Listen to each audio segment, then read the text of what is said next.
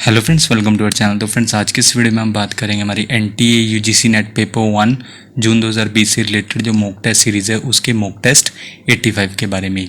सबसे पहले हम इस वीडियो के फॉर्मेट के बारे में बात कर लेते हैं, जहां पर आपके पास हर एक क्वेश्चन का आंसर करने के लिए 10 सेकंड का टाइम होगा। ऑप्शंस आपको खुद रीड करने हैं या फिर आप हमें इसी वीडियो के एंड में कमेंट करके बता सकते हैं कि आपने टोटल क्वेश्चंस में से कितने क्वेश्चंस को करेक्ट मार्क किया।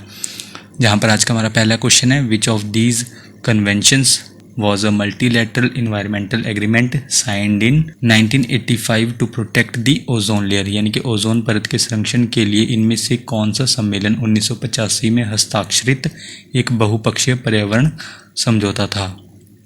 फ्रेंड्स, ऑप्शंस आप अपनी स्क्रीन पर देख सकते हैं और इसी वीडियो के नीचे कमेंट करके हमें 10 सेकंड के अंदर करेक्ट आंसर बता सकते हैं।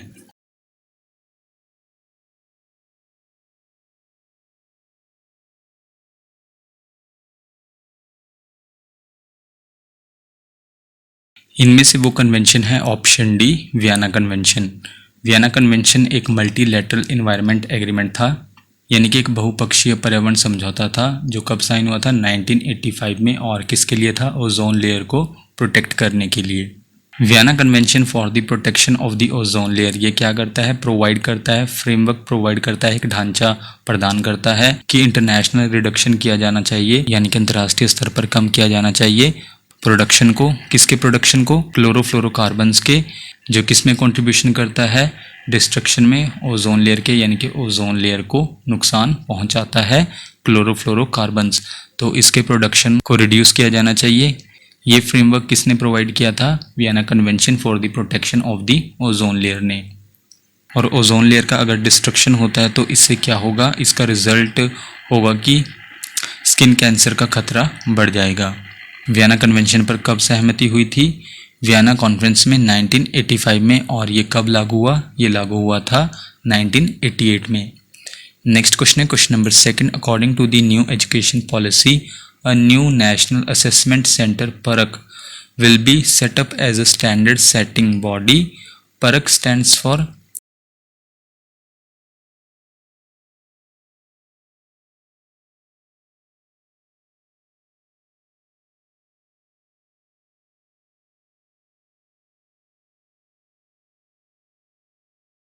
परक stands for option C, performance assessment review and analysis of knowledge for holistic development. PARAKH क्या होगा? एक नेशनल असेसमेंट सेंटर होगा, यानी कि राष्ट्रीय मूल्यांकन केंद्र होगा, जिसको सेटअप किया जाएगा किसके अंडर? न्यू एजुकेशन पॉलिसी 2020 के अंडर। नेक्स्ट क्वेश्चन है question number 3। Which of the following is not an alternate name of Rio summit 1992, यानी कि इनमें से कौन सा रियो शिखर सम्मेलन 1992 का वैकल्पिक नाम नहीं है?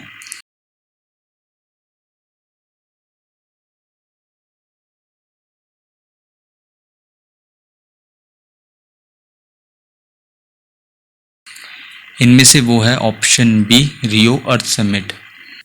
अगर रियो समिट 1992 के ऑल्टरनेट नेम्स की बात की जाए तो वो हैं United Nations conference on environment and development, in short UNCED, Rio de Janeiro Earth summit, Rio summit, Rio conference, Earth summit. Portuguese में इसे इको 92 के नाम से जाना जाता है। तो ये इसके ऑल्टरनेट नेम है किसके? रियो समिट 1992 के। और ये क्या था? एक मेजर यूनाइटेड नेशंस कॉन्फ्रेंस था जो कहाँ हुआ था? ब्राज़ील के रियो डी जेनेरियो में 3 से 14 जून के बीच 1992 में। नेक्स्ट क्वेश्चन है question number 4। Which of the following facts are incorrect, यानी कि निम्नलिखित में से कौन सा तथ्य गलत है?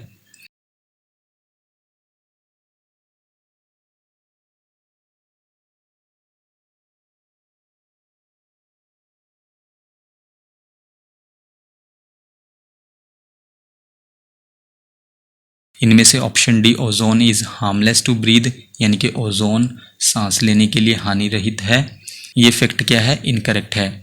सबसे पहले हम डिस्कस कर लेते हैं ओजोन क्या है। ओजोन यानी कि इन शॉर्ट O3 एक हाईली रिएक्टिव गैस है, यानी कि बहुत ज़्यादा प्रतिक्रियाशील गैस है जो ऑक्सीजन के 3 एटम से मिलकर बनी है। नेक्स्ट पॉइंट में, अगर ओजोन प्योर फॉर्म में हो या फिर मिक्स्ड फॉर्म में हो अदर केमिकल्स के साथ, तब भी ये हार्मफुल गैस है, यानी कि ओजोन आपके हेल्थ के लिए हानिकारक हो सकती है। जब हम ओजोन को इनहेल करते हैं तो ये डैमेज कर सकती है हमारे लंग्स को अगर हम कम मात्रा में भी ओजोन को इनहेल करते हैं, इससे भी chest pain, coughing, shortness of breath यानी कि सांस लेने में कठिनाई होना और थ्रोट इरिटेशन हो सकता है, यानी कि गले में जलन हो सकती है अगर हम कम अमाउंट में भी ओजोन को इनहेल करते हैं। नेक्स्ट पॉइंट में अगर हम बात करें तो कुछ अदर ऑप्शंस के बारे में, जैसे कि ऑप्शन ए था global warming is the rise in the average temperature of the earth climate system. ये फैक्ट क्या है? ये फैक्ट करेक्ट है, यानी कि ग्लोबल वार्मिंग क्या है? जब भी राइज होता है, इंक्रीज होता है या फिर वृद्धि होती है किसमें? जो अर्थ का क्लाइमेट सिस्टम है उसके एवरेज टेम्परेचर में, उसके औसत तापमान में, तो वो क्या है? Global warming. तो ये स्टेटमेंट एकदम करेक्ट है। उसके बाद क्या था? Option B eutrophication is observed in bodies of water, यानी कि पानी के निकायों में यूट्रिफिकेशन देखा जाता है। ये स्टेटमेंट भी एकदम करेक्ट है। सबसे पहले बॉडीज ऑफ वाटर कौन कौन से होते हैं? जैसे कि oceans, seas, lakes, rivers and streams यानी कि नदियाँ और धाराएं, और ग्लेशियर्स, ये क्या है? बॉडीज ऑफ वाटर हैं। सबसे पहले यूट्रोफिकेशन की इमेज आप अपनी स्क्रीन पर देख सकते हैं। यूट्रोफिकेशन क्या है? जब स्लोली इंक्रीज होता है फास्फोरस, नाइट्रोजन, जो अदर प्लांट न्यूट्रिएंट्स होते हैं, ये स्लोली इंक्रीज होते हैं किसमें? एक्वेटिक इकोसिस्टम में, यानी कि जलीय इकोसिस्टम में, जैसे कि लेक, तो उसे क्या कहा जाता है? यूट्रोफिकेशन। नेक्स्ट पॉइंट में यूट्रोफिकेशन अक्सर किस वजह से ज़्यादा होता है?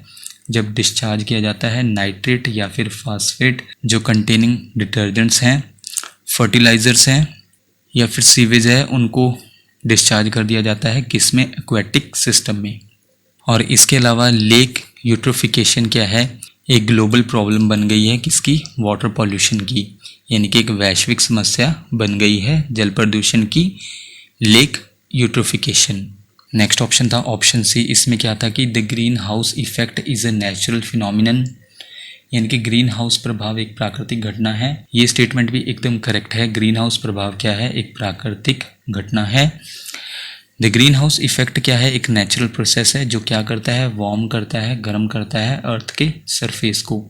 सबसे पहले क्या होता है? जब सूरज की एनर्जी अर्थ के एटमॉस्फेयर पर पहुंचती है तो कुछ रिफ्लेक्ट हो जाती है, वापस स्पेस में चली जाती है, और बाकी सब एब्जॉर्ब हो जाती है अर्थ के एटमॉस्फेयर में। ये ग्रीन हाउस गैसेस का कारण बनती है, और जो एब्जॉर्ब्ड एनर्जी होती है वो क्या करती है? वार्म करती है, गर्म करती है एटमॉस्फेयर को, और जो अर्थ का सरफेस है उसको गर्म करती है। आज का हमारा लास्ट क्वेश्चन है question number 5। The presence of dash in a water body is an indicator of water pollution, यानी कि एक जल निकाय में डैश की उपस्थिति जल प्रदूषण का एक संकेतक है।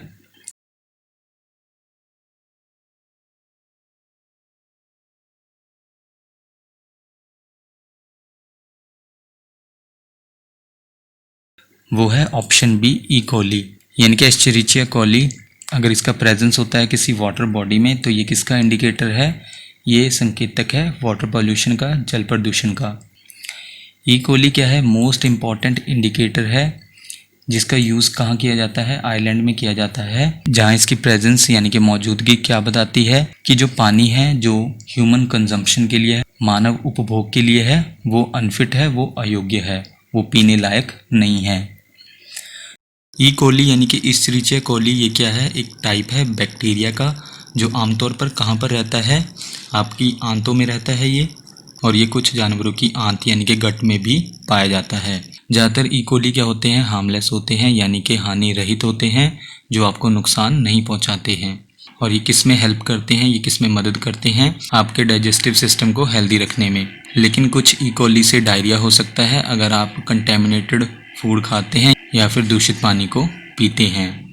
तो फ्रेंड्स, ये थी हमारी आज की वीडियो। आप हमें इसी वीडियो के नीचे कमेंट करके बता सकते हैं कि आपने टोटल क्वेश्चन यानी कि 5 क्वेश्चंस में से कितने क्वेश्चंस को करेक्ट मार्क किया। नेक्स्ट वीडियो आपको जल्दी चैनल पर मिल जाएगी।